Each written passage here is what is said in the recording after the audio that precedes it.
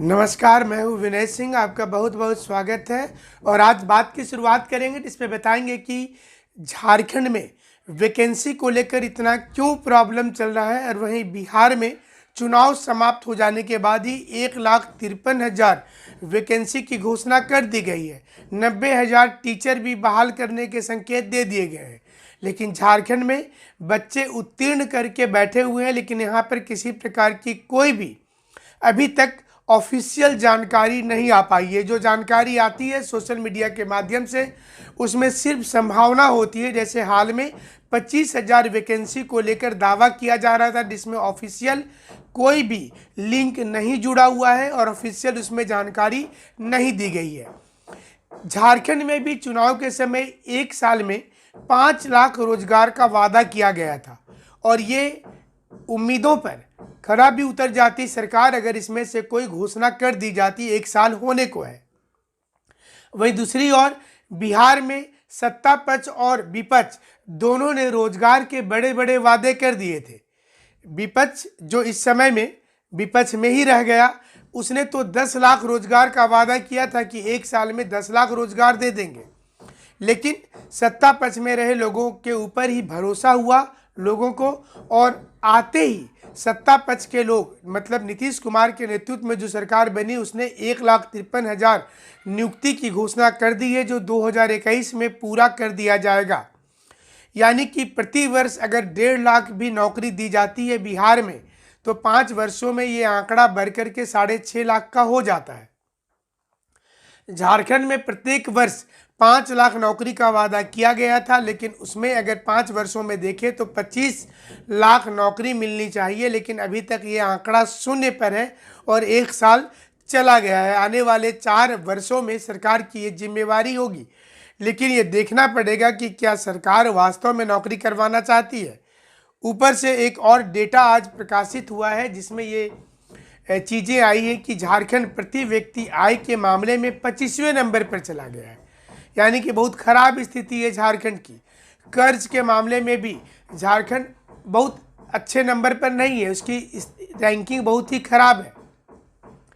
यानी कि यहाँ पर ना तो टूरिज्म विकास कर पाया है, ना ही नए इंडस्ट्री लग पाए हैं, और ना ही सरकारी वैकेंसी पूरी हो पाई है। पूरी इन द सेंस ये हुआ कि वैकेंसी निकलती ज़रूर है, लेकिन नियमावली का टोटा लग जाता है, और इसमें हाई कोर्ट या सुप्रीम कोर्ट में मामला जाने के बाद पूर्ण रूपेण रुक जाता है। ऐसे में स्टूडेंट करे तो क्या करें। यहाँ के बच्चे अब तैयारी करना भी छोड़ चुके हैं, क्योंकि उन्हें ऐसा लगता है कि तैयारी करके कोई विशेष फ़ायदा नहीं होगा। हाँ, इस दिशा में एक अच्छा कदम जरूर उठाया गया है कि फ़िलहाल जेपीएससी और जेएसएससी के अध्यक्ष की नियुक्ति कर दी गई है, जिसमें ये उम्मीद जताई जा रही है कि सरकार बहुत जल्द ही दोनों संस्था को यह कहेगी कि अब वैकेंसी लाइए।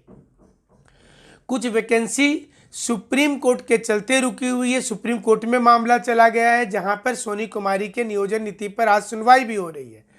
सुनवाई में क्या कुछ होगा आपको बताया जाएगा, लेकिन ज़्यादा उम्मीद लोगों को ही लग रहा है पहले से कि एक नया डेट मिल जाएगा, ना कि इस पर फैसला आएगा। ये इतना महत्वपूर्ण स्पेशल लीव पिटीशन यानी कि एसएलपी नहीं है जिसमें तुरंत ही फैसला आ जाए।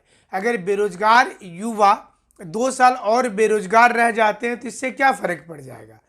ना ही सरकार को फ़र्क पड़ेगा और ना ही किसी दूसरी संस्था को, क्योंकि वो तो पहले से बेरोजगार बैठे हुए हैं। 2-3 साल और बेरोजगार रह ही जाते हैं, तो इसमें कौन से बहुत बड़ी बीमारी हो गई है। इसलिए अब स्टूडेंट्स को बहुत ही ज़्यादा चिंता है झारखंड में, कि उनके लिए सोचने वाला कोई नहीं है। अगर सोचने वाला कोई होता तो बहुत से फैसले 24 घंटे में आते हैं। कम से कम 24 घंटा ना सही 1-2 महीने में तो आ जाए। और झारखंड की सरकार को देख लीजिए, जब माननीय उच्च न्यायालय ने कहा था कि 60 दिनों के अंदर आप सुप्रीम कोर्ट में अपील कर सकते हैं, तो सरकार 60वें दिन में जाकर ही अपील की। अंतिम ओवर तक जो रोमांचक मुकाबला होता है उसे दिखाने की कोशिश की कि हम क्या करें क्या ना करें, और स्टूडेंट्स उधेड़ बुन में रहें। उसके पहले स्टूडेंट्स ने ही एसएलपी कर दिया, उन्हें डेट भी मिल गया, चाहे वो अलग अलग एग्ज़ाम को लेकर ही किया गया एसएलपी क्यों ना हो। इसलिए झारखंड में इस समय में ट्वीट से ज़्यादा ज़रूरी हो जाता है रोज़गार को निकालना, और ये रोज़गार को निकालने के लिए सरकार को योजनाबद्ध तरीके से काम करना पड़ेगा। फिलहाल आप घर में बैठ कर के अगर तैयारी कर रहे हैं और करेंट इवेंट्स के स्टडी मटेरियल रेगुलर चाहिए तो दिए गए हमारे जो टेलीग्राम लिंक है उसे ज्वाइन कर लीजिएगा, तो आपको मिल जाएगा। हमारे ट्विटर अकाउंट को भी फॉलो करेंगे। इसमें समय समय पर सरकार के ऊपर दबाव बनाया जाता है कि आप वैकेंसी को जल्द से लाइए। हम आपको कुछ डेटा भी बता देते हैं, जो डेटा हमारे पास में आई है, और इसमें आप देख लेंगे कि जो झारखंड में आम आदमी जो है वो भी 25,000 रुपये का कर्ज लेकर बैठा हुआ है।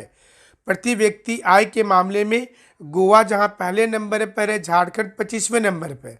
थोड़ा सा संतोष इसलिए होगा क्योंकि बिहार प्रति व्यक्ति आय में 28वें नंबर पर है। ये भी समझना पड़ेगा कि बिहार की जनसंख्या झारखंड से लगभग 5 से 7 गुना ज़्यादा है, तो उस लिहाज से देखिएगा तो आपको अलग नज़र आएगा। आर्थिक मंदी, कोरोना, ये सारी चीज़ों का प्रभाव झारखंड में सबसे ज़्यादा पड़ा है। झारखंड का वित्त आयोग के साथ भी अच्छा रिश्ता नहीं रहा है, ना ही पैसा यहाँ पर ज़्यादा आया है। हालांकि मंत्री रामेश्वर उरांव ने कहा है कि वो विभाग में खर्चा को रोकने की कोशिश करेंगे, और ये कितना रुकेगा आने वाले समय में पता चलेगा। ये तो डेटा का खेल है, लेकिन वास्तविकता भी समाज में दिख रहा है कि यहाँ के युवाओं की हालत क्या है। ऐसा कम ही राज्य मिलता है जहाँ पर हर वर्ग के बच्चे आंदोलन करने के लिए राजधानी में आते हैं, और एक बार नहीं बल्कि एक ही परीक्षा को लेकर कई बार आंदोलन करते हैं। इस उम्मीद में करते हैं कि सरकार उनके बारे में सोचेगी, और सरकार भी इनके आंदोलन को तोड़वाने के लिए उतना ही रणनीति बनाती है जितना कि चुनाव जीतने के लिए बनाती है। यानी कि जिस प्रकार से स्टूडेंट्स का आंदोलन शुरू होता है उसे हार और जीत के रूप में देखा जाता है सरकार के नज़रिए से, और सरकार ये चाहती है कि जल्द से जल्द आंदोलन को तोड़ दिया जाए। इसके लिए भले ही सरकार को कितने भी प्रकार की रणनीति और कमेटी बनाने की ज़रूरत महसूस होती है वो करती रहती है। फिलहाल जेटेट का अधूरा सपना चल रहा है, क्योंकि इस समय परीक्षा 2020 में अब नहीं होगी, अब 21 में उम्मीद की जा सकती है। जेटेट 2016 और 2013 को लेकर के अभी तक नियमावली और निर्देश स्पष्ट रूप से नहीं आया है, क्योंकि पिछली सरकार ने एक और परीक्षा लेने की बात कही थी। नई सरकार अब क्या कहती है ये समय के साथ आपको इंतजार करना पड़ेगा। जेपीएससी पर भरोसा थोड़ा सा बढ़ा है, क्योंकि छठी जेपीएससी की इन्होंने नियुक्ति करवा दिया। भले ही मुद्दा अभी भी हाईकोर्ट में चला गया हो, लेकिन उम्मीद फिर भी बाकी है कि 7वीं 8वीं 9वीं जेपीएससी की परीक्षा होगी। और जेएसएससी सीजीएल इसलिए रुकी हुई है क्योंकि अभी तक नियोजन नीति पर स्पष्ट निर्देश नहीं आया है। स्थानीयता कौन कहे जाएंगे, इस पर भी सरकार की ओर से कोई स्पष्ट निर्देश नहीं आया है। हमारे पास ढेर सारे मैसेज आते हैं कि 7वीं जेपीएससी कब होगी, सीजीएल कब होगी, टेट कब होगी, लेकिन इसमें हम कुछ भी नहीं बता सकते हैं, बताने में असमर्थ हैं। सिर्फ सोशल मीडिया में एक संभावना ही व्यक्त की जा सकती है, क्योंकि सरकार के ऑफिशियल जो साइट है और सरकार ऑफिशियल रूप से इस पर ना ही कोई बयान देती है और ना ही अभी इस पर कोई काम करती हुई दिख रही है।